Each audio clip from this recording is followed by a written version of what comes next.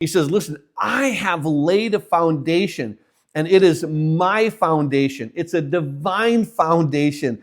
It's a sure foundation. It's a precious foundation. It's a perfect foundation. And what happens is this. They stumbled over it. Why? Because that's not what they're looking for. They're not standing on it. I'm trying to get around this. I'm trying to get over it. I'm trying to do not what you have done. I'm not standing on your work. I'm not standing on your foundation. I'm not standing on what you have done. I want to do my own thing. And in trying to get around God's plan, they're stumbling. They're going to be ashamed. And so as we go through this, I think it's so important that now when it doesn't in verse 16 call it a stumbling stone. Do you understand that?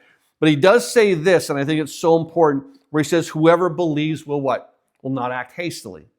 It's still about believing in all of those portions. But you have to understand that when he talks about this crucifixion, that he preaches Christ crucified. To the Jews, it becomes a stumbling block. To the Greeks, it becomes foolishness.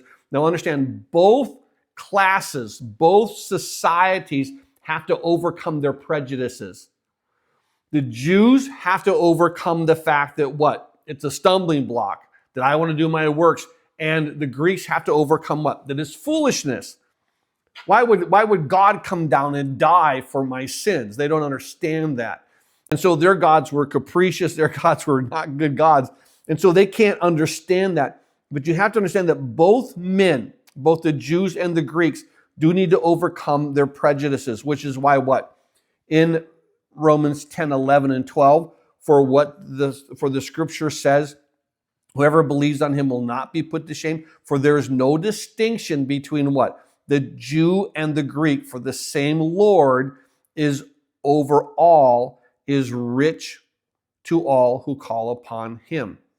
So now we see that he talks about there's both these Jews and there's these Greeks, and there's no distinction between them. And so I think it's important to see that there isn't a distinction between the Jew and the Greek. To the Jew, it's a stumbling block. To the Greek, it's foolishness.